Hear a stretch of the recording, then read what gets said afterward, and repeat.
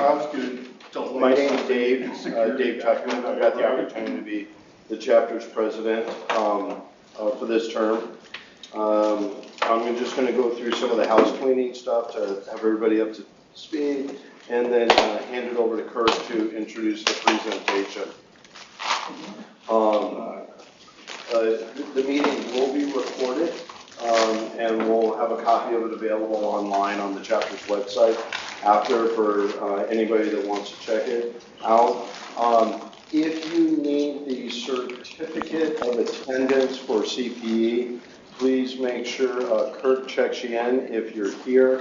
If you're online, I'll drop a Google form link about halfway through the meeting into the chat. You can fill that out, and that'll allow us to make sure you get credit. We do have the October meeting. It'll be October 20th. It's on the calendar and available for registration for everybody. It will be Neil, this gentleman right here, presenting. I wanted to wait till you got some food in your mouth. We'll be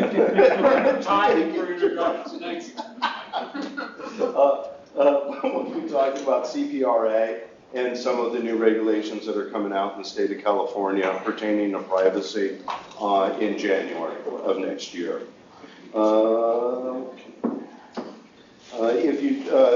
The chapter in association with ISACA Corporate is participating in what's called Community Day. It's Saturday, October 1st, if anybody's interested. And what we're doing is we're going to be volunteering some time at Father Joe's Villages. There's just some different opportunities that they have for volunteer slots of things that you may want to do. It's on the website, so if you're interested, just go ahead and you can register on there. If you got any questions, let us know. But we want to make it open and available to the community as much as possible. And just so everybody does know that the website for the information is isaca-sd.org. And with that, if nobody has any questions right up front, I'd like to hand the virtual microphone over to Kurt and let you make introductions and introduce Dennis, and we can kind of have fun. Awesome. Thank you. Appreciate it. Thank you. All right. Hello. How's lunch? Good. Really good. Thank you. All right. Thanks for coming. It's about time we start getting back in front of and getting some human interaction. So this is awesome. Thank you guys for coming. Appreciate it. My name's Kurt Johnson. I am what's called a DevSecOps specialist for the Western region for CyberArk. Sitting there is Matt Oliver. He is an account executive. Handles a lot of accounts, or actually all your accounts are down San Diego, right? San Diego, Orange County. Yeah. And then that good-looking guy there on the screen is going to be doing most of the talking. He's the rock star for today, Dennis Maston. So, good thing you don't get to hear the sales guy talk. So I'm just going to be giving out prizes. So we're hoping to keep this interactive.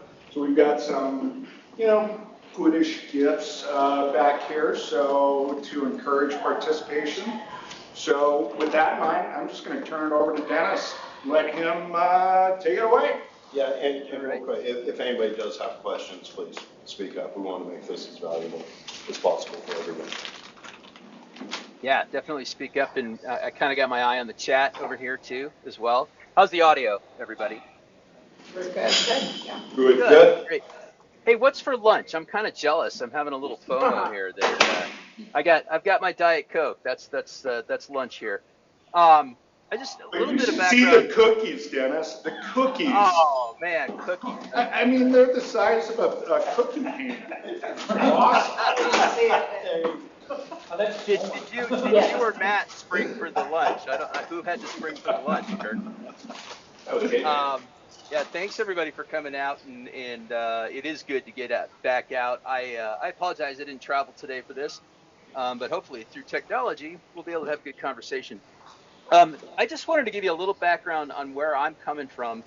It may be a little bit of a divergent path, but I spent a lot of years as a software engineer And then for about the past 2 decades, I've really been involved in identity and access management, right? So that's really where I'm coming from.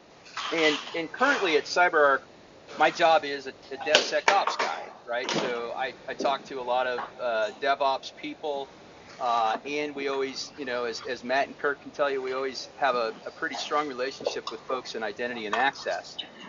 And what we're really seeing in the industry is these two worlds kind of starting to come together, right? You may have heard the term shift left.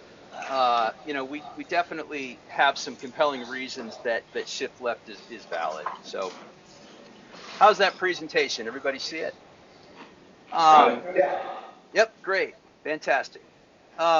So as an agenda, and for these CPEs that you're going to get, and Dave, how many CPEs do I get for this? Because I need some too. I'm right in the middle of a cycle myself. Well, ironically, you can self-report. I know. but at least two. All right. Well, I'll self-record. So what is application identity, right? And what are applications? And I heard some talk kind of before we got going here around, hey, we talk to these developers and they throw a whole bunch of acronyms out at us, and maybe I feel like we might have it under control. Well, let's kind of talk about what these workloads or these applications are in terms of, they consume credentials just like humans do. And that's kind of the story today, right? I hope you walk away with kind of understanding that we can apply some best practices that have been developed over the past couple of decades since Sarbanes-Oxley. When was that? 2001, right? And we can apply those to these environments. And then we'll kind of do some Q&A, okay? So I'd like to start with just maybe a little story, maybe a little ancient history. I worked for this little company out of Silicon Valley called Netscape from about 98 through 2001. So I'm sure folks have heard of Netscape. And we resold this product from a little company out of Waltham, Massachusetts called Integrity, or this product was called SiteMinder. The company was called Integrity. And what SiteMinder does is it enables customers, or it enables organizations to implement enterprise single sign-on, okay? And that was a big topic back in the early 2000s. It was really kind of intended to sort of mitigate operational costs, right? It was, productivity and operational costs were things that were really of a big concern until about 2001. I forget the exact year, but we had this little legislative deal called Sarbanes-Oxley happen, right? And then we got regulated. But customers would come to me and they would say, hey, listen, I want to realize the benefits of enterprise single sign-on. And I'd say, that's great. I'd love to help you. I was the J2EE guy at the time. I was doing a lot of Java coding, and we were building tons of applications that were being used across the enterprise and actually were being deployed or delivered to our customers. I said, I'd love to help you, but let me ask you a question. They'd say, go ahead. I say, where are you storing the usernames and passwords? Sound familiar? And they'd say, well, the usernames and passwords are over in Etsy Password on my Unix systems, right? And they're stored as local Windows credentials. And oh, by the way, some of them are over here in this relational database, and some of them are stored, with the applications themselves, the web applications themselves, and they're on spreadsheets. They're all over the place.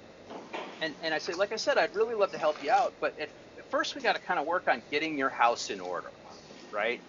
Because even to do entitlements for enterprise single sign-on, we needed a way to actually operate over those identities, right? And that's right about the time when we started thinking about, not just a username and password, but that really is, that represents a human. And what is that human's role, okay? And so we started to realize, and this whole industry kind of sprung up around that, right? At Netscape, we sold a little product called LDAP, right? Tim Howes and the guys at University of Illinois, they kind of came up with this idea of, hey, we need this really fast read-only database that stores, usernames and passwords and other attributes. And then there were a couple of little companies, one out of the East Coast, I think was called Thor, and another one called Waveset out of Austin, Texas.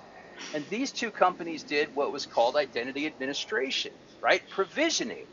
We had to think about what the life cycle was as we onboarded a human. And this became really, really important as regulatory concerns started to increase. And now there's a whole multi-billion-dollar industry around identity governance and administration, right? Which is something we're all familiar with. And we've done that pretty well, or I think we're doing okay on that journey. There's still some gaps to cover, right? But we realize that there's a mapping between these credentials that we're providing or we're managing. And I'm going to put, you guys are eating lunch. I'm going to put y'all on mute real quick. That's okay, right? It's all good. Sounds delicious, right? But I don't know where to find you. Anyway, that's fine. I'll live.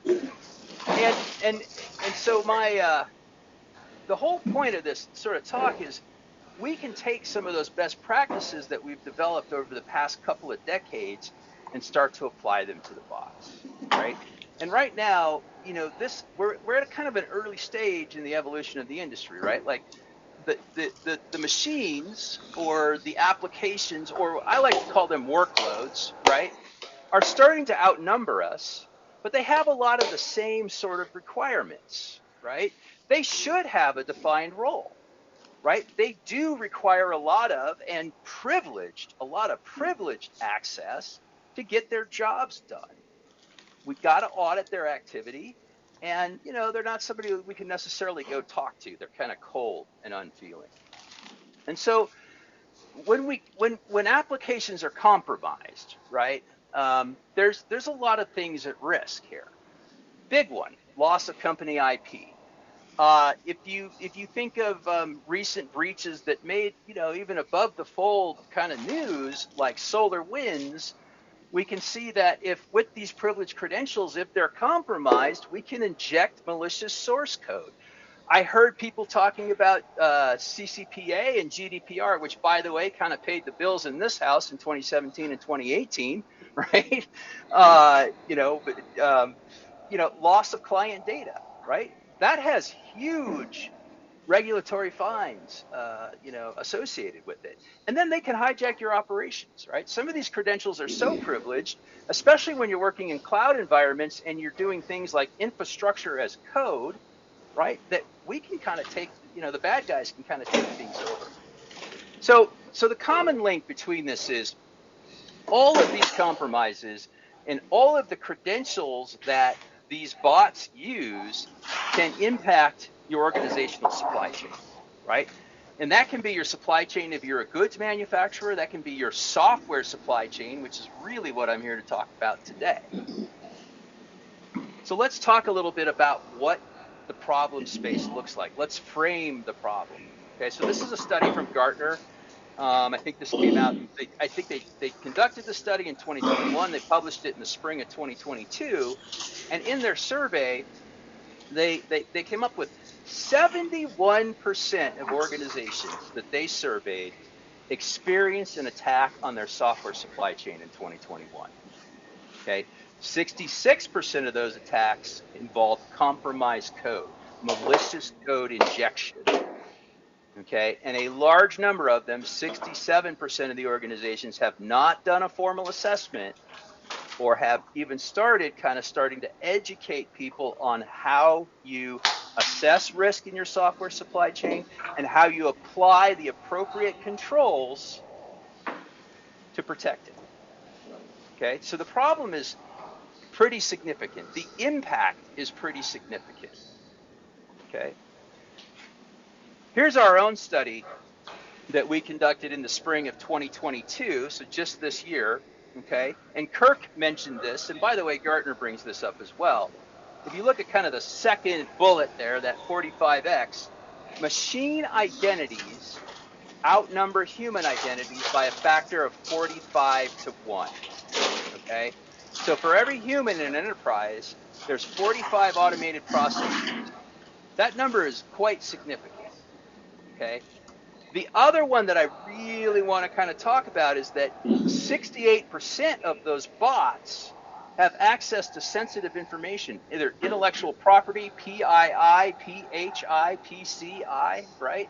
Depending on what industry you're in, whatever that sensitive data can be. 68% of the non-humans have access to that sensitive data, whereas only 52% of humans have access to that sensitive data, right? So we're doing a much better job on the humans than we are for the bots, okay?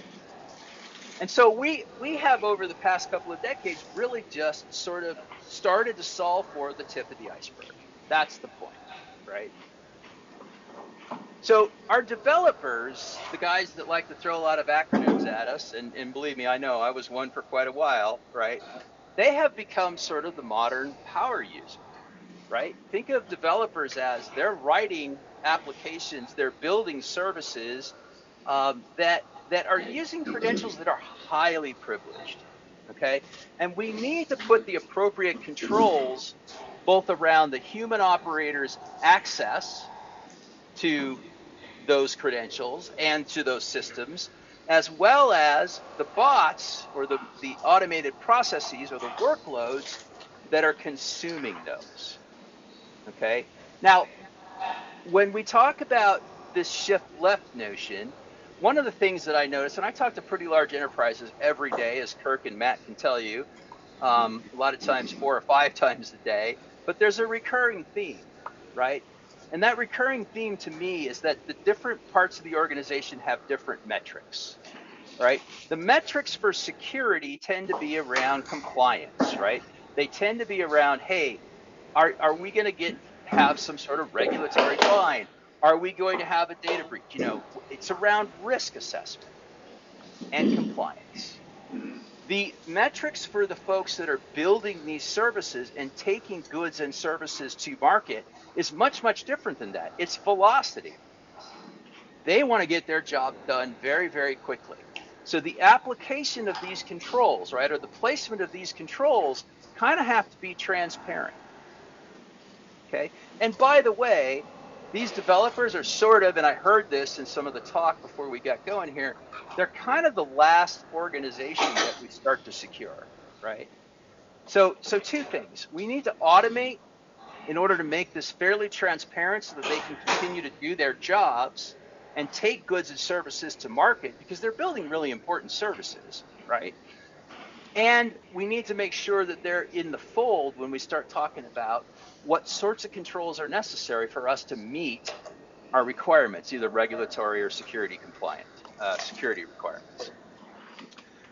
All right, so I spent a good amount of time in the NIST world before I came to CyberArk. In fact, what got me really excited about coming to CyberArk was I was working on this pretty large federal program. We were moving all of these assets out of a SCIF into AWS, into GovCloud, right, FedRAMP. And so this was our control set was NIST 853, and we started to think about all these credentials that these assets that we were moving up into the cloud needed to get their job done. By the way, we had really expensive things in space, right? That's all I can tell you. Really exciting, fun program. And we didn't have any guidance, right? Like we had the risk framework, we had 853, but if you think about moving things out of a SCIF into the cloud, the dominance of your physical controls, right, starts to get replaced by other types of controls. And one of the things that we recognized was that control set, that set of controls that we really needed to focus on were identity, right? Access management, right? That's my new perimeter. It's no longer the door to the SCIF and badges and all that wonderful stuff and armed guards in this case, right? And we didn't have a lot of guidance. This was like in 2018, 2019. Well, in 2021, President Biden issued an executive order, came out of the White House. And this executive order was all around improving our supply chain, right? And by the way, that's pretty topical today. If you listen to the news, right? We listen about these rail freight workers are threatening to go on strike because they may be mistreated, right? But that's going to have resounding impacts on our supply chain, right? And we feel this every day at the grocery store. Well, our cyber supply chain is also really important. Okay, if we have disruptions in our cyber supply chain, which boils down to our enterprises, right? Every one of us that works for a large enterprise is associated with a software supply chain internally, right? We build services to take our goods and services to market. And so part of that was, how do we improve the nation's cybersecurity, right? And in improving the nation's cybersecurity is everything from chip acquisition, right? Because there's a lot of concerns that hostile nation states could be, doing some lousy stuff to our chips, right? To what we do internally within our organizations, in our software supply chains. We didn't have a lot of guidance, okay? There wasn't a lot of like, well, how do I go do this? What controls are applicable? Until NIST responded. NIST responded to this in December of 2021, and this draft that I have a screenshot of here, I think came out at the end of December. It's draft 2, revision 1. Okay, anybody who's familiar with NIST, which probably everybody in this room knows that this is not light reading, right? But to distill it down for you, it's basically the NIST risk framework, right? And it's a bunch of 853 controls that can be applied or should be applied to our software supply chain, both humans and non-humans. I had a pretty long flight to the East Coast when this first came out, so I extracted out some of the controls that I thought were really, really important. And you'll see at the very top there, SOD and least privilege, right? Like in the end, our goal for the business should be to ensure that we have separation of duties between human operators, and also, if you think about least functionality, configuration management 7, CM7, the components that our developers are building should have least functionality, and they need to have SOD. Okay, so these apply both to the human operators as well as the automated processes that they're building. Okay, and one of the things that I found when I was on that federal program of removing these assets out of the SCIF into the cloud, I asked the compliance officer, I said, okay, I was a consultant on this program. I said, where is the system inventory? Where is your CMDB? That's CM8 in NIST, right? And, she was a great person. She says, well, I don't know. It's on a spreadsheet over there somewhere because we haven't really needed it. And I said, well, in order for us to be successful, in order for us to be able to build automated processes that are going to iterate over, we were building systems to scan for the 853 compliance of these systems, right? We're going to have to be able to iterate over all the elements in your network. We need a CMDB, and we're going to put it front and center, okay? And that's very, very much like the story I told about when I was selling enterprise single sign-on solutions of getting our house in order, okay? So the takeaway from this is, if we're going to realize and be able to implement controls such as SOD and least privilege, as well as get any sort of meaningful audit, we have to think about how we're going to pull all of these identities for these automated workloads into a single place. This looks very, very much like Identity Governance and Administration, IGA. And we're all familiar with those vendors. And some colleagues of mine and I have gone out, we've reached out to those vendors and we said, hey, look, we'd like you to take this over. We'd like you to pick this up. Well, that's a pretty mature market. There's some consolidation going on there. In fact, they're being bought up like hotcakes by private equity, as you may be aware. And it's not necessarily something that the industry has started to develop yet. And so when I talk to customers, I say, look, if you want to realize the benefits, the security benefits, right, the compliance benefits of these certain types of controls, you're going to have to start thinking about how you're going to get your house in order. And this is pretty topical, right? I pulled this from the Wall Street Journal when I wrote this presentation. I think it was in April or May of this year. This is right as the war in Ukraine was starting to break out. We've got a lot of hostile nation states. We've got supply chain challenges in our own country, just in general. And so this is something that, as Kirk said and Kirk mentioned, we're starting to see it be more prevalent. Now, there may not be any sort of regulatory gun to our head yet, right? But we have an executive order. We have, current events that we can say are pointing to where the hockey puck is going. And while cyber insurance underwriters are not yet requiring this kind of thing, I can see where this is going, okay? So what is my software supply chain? it's the top there. And a lot of times you'll see this represented as an infinity loop. In fact, I was on a call with a big customer the other day and I said, describe for me your infinity loop. And the guy immediately grokked it, right? And he's like, my infinity loop looks like this. But it's basically, I write code, I integrate a bunch of things together, I test it, I package it, I release it, and I start to operate, and it loops back to code. And I continually, incrementally add to that, okay? Well, what is important to that is that there are a lot of tools in that chain. In fact, we call that the CI/CD tool chain. The CI/CD tool chain is continuous integration and continuous delivery.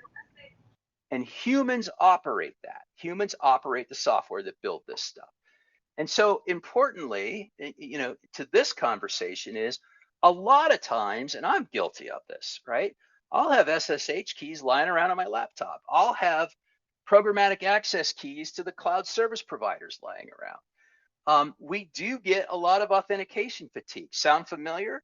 That was something that came up when people said, hey, I want to realize the benefit of enterprise single sign-on because my workers are experiencing authentication fatigue, okay?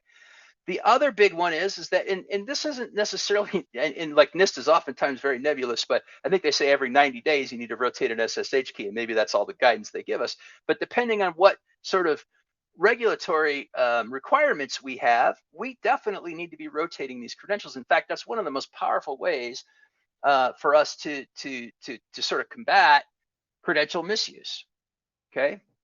And by the way, these folks are oftentimes overprivileged, right? Which is definitely one of the business goals that we need to have. On the endpoints, okay, so I do everything from my laptop sitting at home here, right? But and we were talking about my AWS bill. We were looking at it. It was $8,700 last month, just my AWS bill. I have local admin rights on this laptop. Working at CyberArk, I don't, okay, which is a good thing. But we need to ensure that they are able to elevate their privilege when they need to, and that we can isolate that elevated privilege so that we don't leak credentials, as well as we have if approvals. For example, if we're deploying something into a high environment that's a production environment, we want to make sure that there's some sort of approvals involved when we ask for privilege elevation. So same rules apply to our developers who are building these services as they do to, say, business users. Oops, I went the wrong way on that one. Okay, what are the risks along this supply chain though, right? The CI/CD tool chain. Well, as we saw with, say, for example, and look, I don't like to point out breaches. I'm not pointing fingers, but we've seen some headlines. We saw the Capital One breach, okay? That was a misconfiguration. The number 2 reasons for compromise in your software supply chain are misconfigurations and exposed credentials. Okay, we've got to get the credentials that this tool chain uses to get its job done under management. We've got to get them vaulted. We've got to provide strong ways for them to identify themselves. When I say themselves, I mean the machines, the bots. How do they identify themselves so that we trust that we should give them the credentials that they need to get their job done?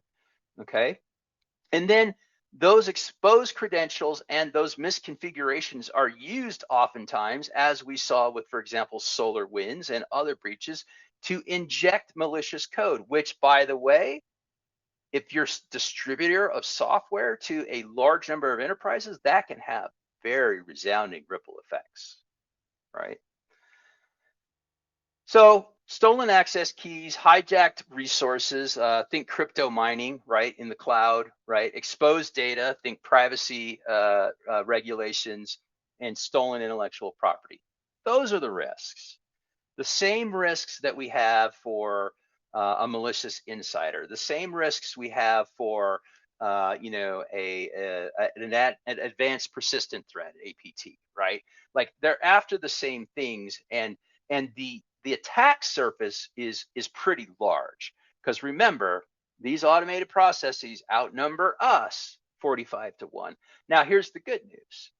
They're not necessarily subject to sort of human error, right? Weak passwords, not changing my passwords, writing my password down on a sticky note, right? Those kinds of things.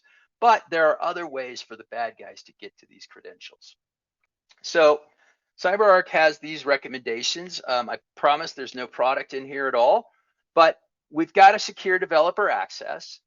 We've got to apply the right controls to developer access, right? And we've got to drive towards least privilege. But at the same time, we've got to ensure that these developers have the velocity they need, because human nature is we're going to find a way around it. We're going to find a way around the control, right? So let's make it easy, right? This has got to be an easy button. We've also got to ensure that we're securing these developer workspaces, these laptops. It could be that at any given time, there's, a handful of really powerful credentials on there for building infrastructure in the cloud, for example, credentials to access a database, SSH keys, Windows passwords, AD passwords to get to systems, and then securing the CI/CD pipeline. And securing the CI/CD pipeline, I mentioned the top two ways of compromise, the top two methods of compromise in your CI/CD pipeline are credential leakage or credential misuse, right? And misconfigurations. Okay, so we need to address those.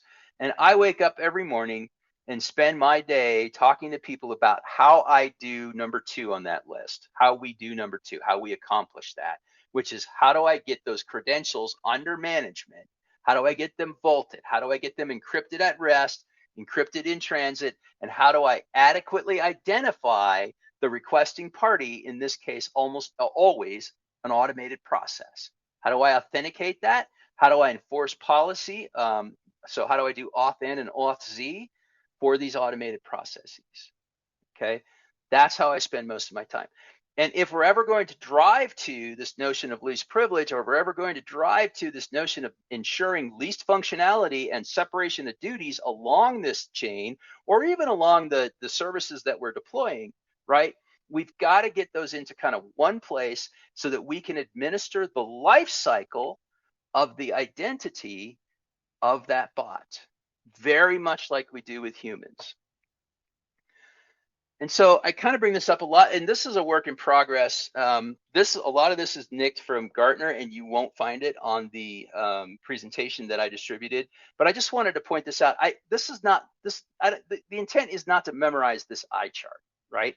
The intent is for people to start to think about a maturity model and think about the different stakeholders that we have to bring together within the organization to ensure that we're going to start to hit that target of managed or optimized for managing the life cycle of these applications as we take them through integration and delivery. Okay.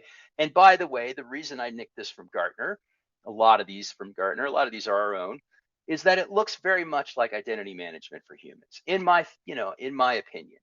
Okay, which I may just be the crazy guy who was once a software developer who spent the last 2 decades in identity management. I'm often told that. So this is a hill I'm dying on.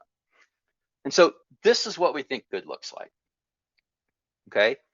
Now, these swim lanes are obviously going to vary from organization to organization. This is a specific example from a very large insurance company that told us that, they'd be happy to share this with us and we could share it with our other customers. And you can kind of forget about ServiceNow, all right?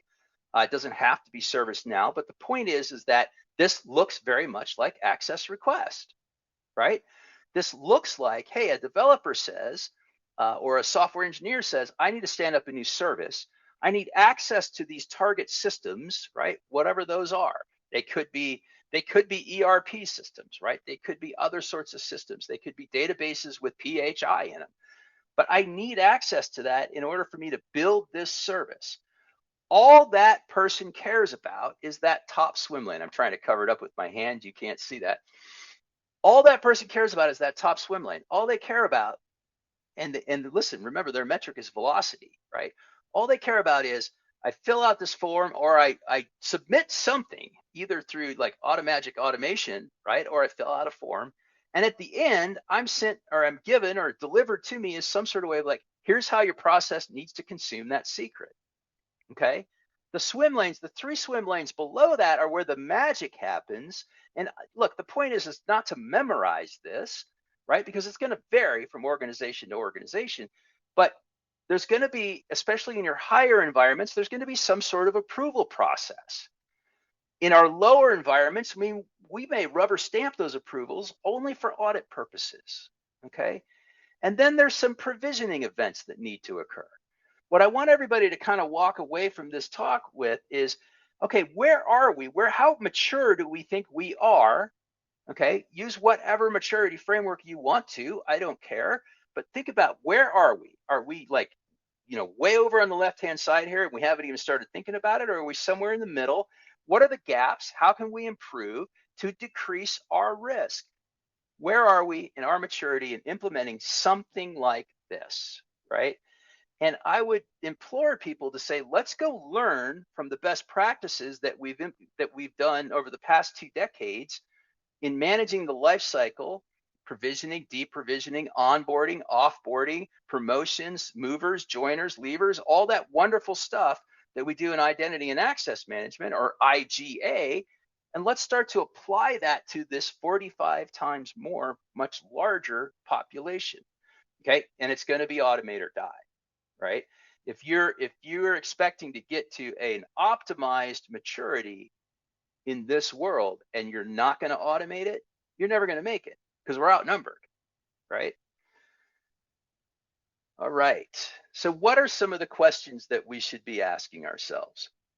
Number one, right, and I kind of harped a little bit on configuration management, and I kind of harped a little bit on, getting your house in order, is, where are these application credentials stored? 4 or 5 years ago, when I first got involved in what we call secrets management, right, they were hard coded into code and checked into GitHub, right? Now, I think we're past that. I think most people realize, hey, I've got to vault these, and it's not acceptable to have these checked into GitHub in clear text, right? Okay, I get that. But I would also say, let's take this one step further and let's start to get to a centralized service that we can use, very much like we do with humans, and have a centralized system of record. Okay, a centralized system of record that is both the credentials that we need to consume, that the bots need to consume to get their job done, as well as the attribution that goes around the identities of those bots to ensure that we can properly identify them and apply policy, right? Next question. What is our secrets management solution? What are we using today? And look, this is not a commercial event here. I'm not a commercial for CyberArk. But the question I'd like to ask people, or at least get us to start to think about, is, how are we enforcing SOD? And I'll give you an example. This happens a lot in the lower environments, like test and dev, right? And in production, I don't see it quite as much, but if I'm the person, the human operator that stands up a vaulting solution, and I provision that account in, say, an Oracle database or something, right? And I take those credentials from provisioning that account and put them in that vaulting solution, and I'm the same person who's writing the code that is going to consume those credentials to get their job done, we asked our chief audit officer if they thought that was an SOD violation. And she said, yes, it is. Okay. So let's think about that, right? How is access to the secrets managed? How do we identify the requester? How do we do auth in, right? Is access limited across the organization? How do we draw that down to least privilege? Okay. How do they authenticate? How frequently are the credentials rotated? Okay. This is a big one that we see a lot, right? Because of the manual nature of rotations, and because we haven't, as an industry, right? Just because we're not there at our company, right? Or you're not there at your company doesn't mean you're behind, right? The industry isn't even there yet. Is how are we automating the rotations of those credentials on our targets, which is one of the most effective ways to ensure that we don't see, sort of egregious credential mishandling, right? And how is retrieval and rotation, how is that audited, right? These are the questions that I'd like us to start asking, and I'd like us to draw it back to, some of these controls. I know I'm going way back there, right? And whatever controls framework you use, there's analogies to these controls in almost every framework, right? And so, but the top two are really SOD and least privilege. That's what we want to be driving towards. And I will say that CM7 is to me the secret sauce, right? If you go into a situation where you're doing an assessment, right, or you're working with a team on preparing for an audit, or you're auditing them, right, I would say just some of the first red flags we should look for is, do they have a system inventory? Do they have any way to automate iterating over these identities for these machines? And are they able to drive towards sort of those top two controls? And that's a lot. There's a couple of examples of companies that we know that are sort of on the vanguard of doing this. This is a big box retailer. Again, we don't need to go into, sort of the details of it. But what I will say, okay, is what you kind of want to look at is they have this notion of access request, right? They have this notion of a system of record, a centralized system of record, okay? I'm going to go on record as saying I think this is a best practice.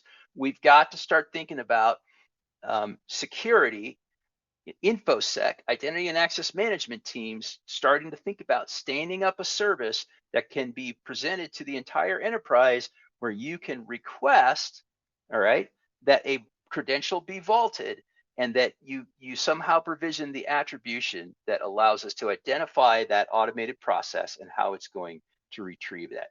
Okay, and then we need to centralize rotations and audit, right? We need to provide those services because I'll tell you what, a developer who's sitting there writing code, and I was talking to a company that builds satellites earlier today. Actually, it was yesterday, and I was like, well, what do you want your software engineers to be working on? And they're like, we want them to be working on like image recognition and image processing types of things. We don't want them to be working on, am I worried about whether this it made it into the audit logs, right? I don't want them to worry about having, somebody from audit coming and kicking their chair, right? We want them working on the important stuff, and we should get the important stuff to their jobs, and we should take the important stuff to our jobs as information security professionals in audit teams. We should put that in the hands of the people that have a couple of decades worth of experience implementing best practices. So to sum this up, okay, a human, Bill, in this case, this is not my slide, by the way. This is Evan's slide, Matt. Yeah, they have a defined role, right? They require access to accomplish that role and be successful in that role. We've got to audit them, right? We know this, okay? Whereas, oops, I went the wrong way again. I'm used to having a pointer in my hand. Whereas the bots, we need to tame them just a little bit, right? So this Terminator 3 guy here, while he has a defined role and requires access to accomplish his role, his activity must be audited. He's not warm and friendly. And that's where we kind of want to try to get. And I guess we'll open it up for some questions now at this point. Let's unmute the room so I can hear y'all.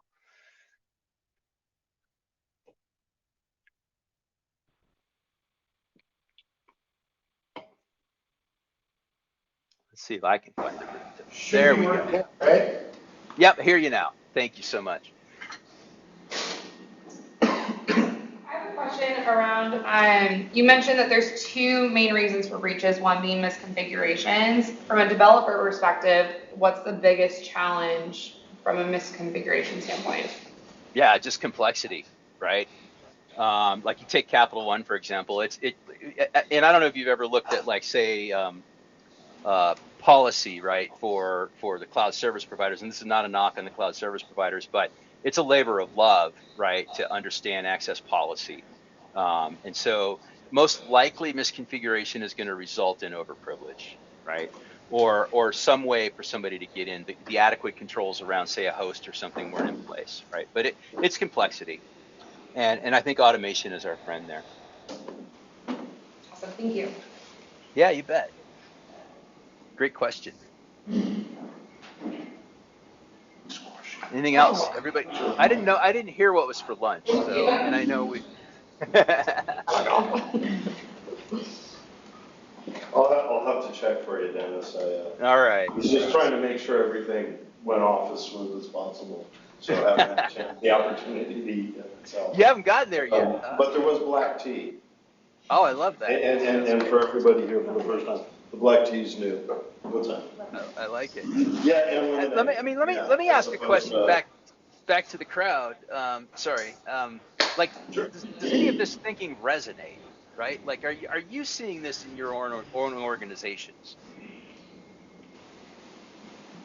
or am I just like a madman and I'm off my rocker? No, Because sometimes I'm told. it's familiar. I'm a project manager, strategic enterprise project manager. And at my company, we're doing IBM Cloud, and I kind of came in.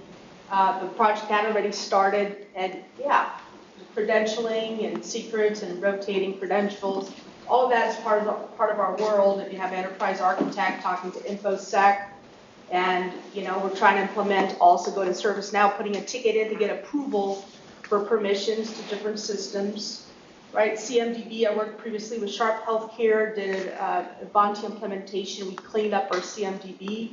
Super important. If you don't know where your assets are, you don't know which assets you have, and how can you secure your environment, your network.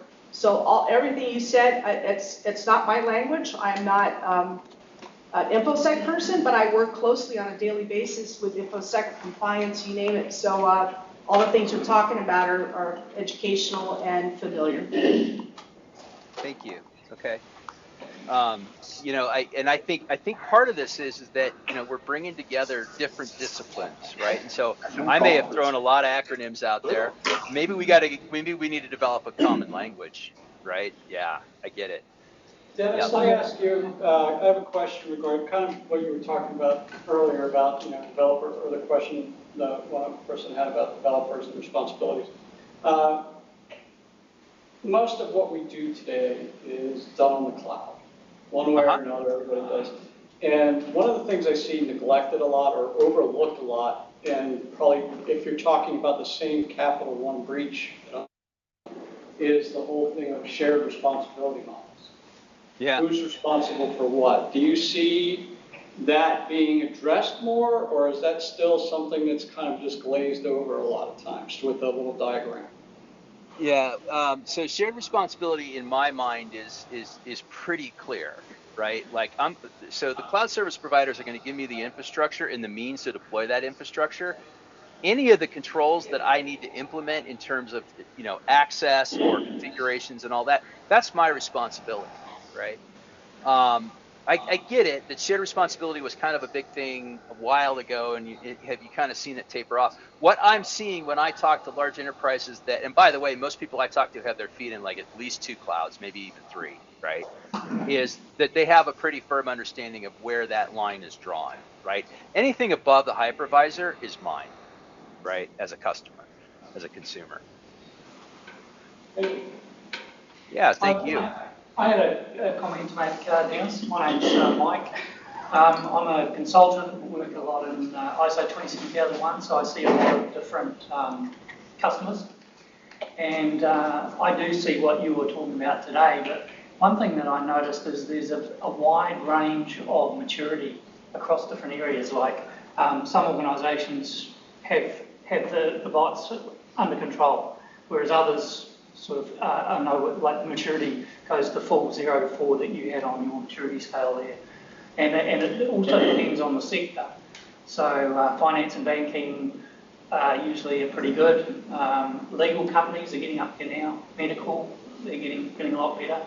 I've got a customer who's into mining products, and they're not so great. So I'm with you.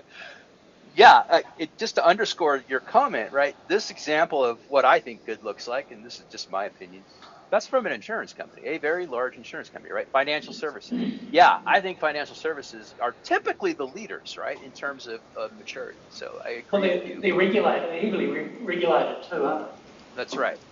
That's exactly right. Yeah. Yeah. Anything else? Kirk, why don't you MC? Like, are you going to hand out prizes for questions? Why don't you give out golf balls for questions, man? That's what I'm doing. All right, you're already doing that. Okay. We've only had one taker on the golf ball. So. Okay. Yeah, not everybody golfs, right? So I get it. Well, all I hope everybody kind of walked away with today is look, maybe a validation point, right? Is I probably talk to 5, 6, 7 large enterprises a day, and I see this pattern, right? And in the last comment that was made, I'm sorry, I can't really see the room that well. It's in a little tiny tile. So I need my microscope, and you can see over glasses already anyway, right? Is the pattern that I'm seeing is that, yeah, it varies across industries, the level of maturity that folks have. I do think the more highly regulated the industry is, the more likely they are to have already had to have thought about this, because they definitely have realized the sort of the punchline of this whole thing is that in order to realize these couple of controls that are really driving this, right, we've got to automate, right? So thank you for that comment. I think it makes a lot of sense. So what I'm hoping everybody kind of just walks away with is, let's be thinking about these controls. Let's think about maturity and how it relates to the risk, right? And let's apply those best practices that we've kind of learned over the past couple of decades in managing humans, right? I see a question in the chat. There's the document that was referenced right there. It's NIST 800-161 from Alfonso.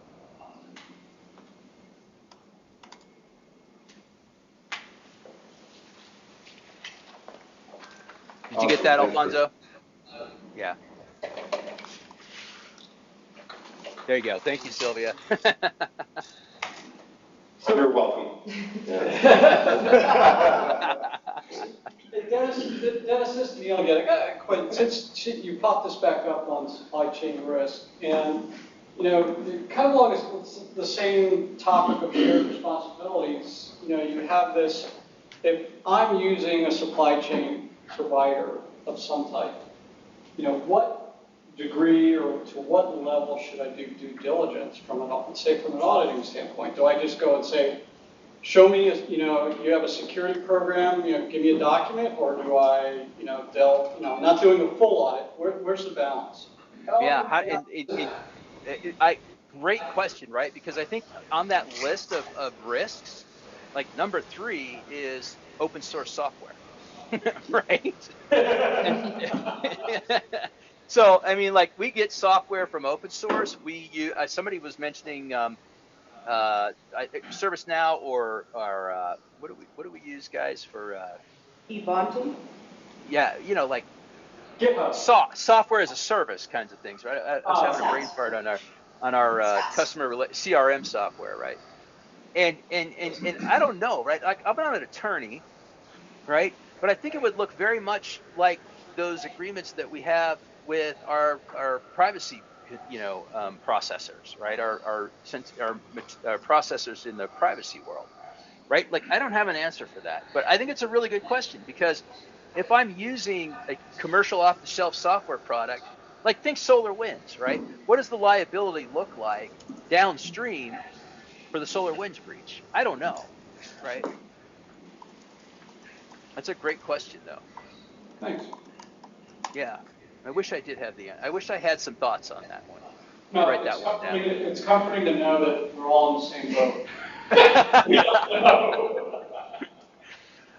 Yeah, and just, in full disclosure, I did take the LSATs and was going to go to law school, but I got into computer science instead, so. Good choice. Somebody pulled you back from the list. That's good. Well, listen, I've enjoyed our time together. I hope everybody, maybe you'll get some time to socialize. I think we're almost at the top of the hour. Dave and Kirk, you guys want to land this plane for me? I have one last comment, Dennis. Yeah. In regard to CPE, for ISACA presentation, if this is the first time you've presented it, you can claim 5 times the presentation time. If not, it's the duration of the presentation. Yep, there's your answer. Oh, for CPEs. Okay, I can barely hear you. Okay. Oh, So yeah. for when I create the presentation, I get 5 times the duration of CPEs? Yeah, for the first presentation, 5 times, yeah. I'm going to take 5 for this one then. Right. You earned it. Thank you for that. It's self-report, so go for it. Yeah, well, they do audit. I know. I see the threat of audit 2 years all the ago. time. Oh, you did? Yeah, Yeah. I've actually been audited by ISACA for my credits. Have you really? How What funny. about ISACA? So this is ISC squared that I am worried about. But yeah, Oh, yeah. I see the audit all the time. In fact, every time you enter one in, the big audit screen flashes for a second. You kind of wet your pants, you know, and then it goes away, and you're like, oh, I'm not getting audited. Okay. Yeah. The safe rule of thumb with ISC squared is take what it would have been for ISACA and Yep. cut it in half. I only get 2.5. Right. You'll be okay. Yeah. Cool.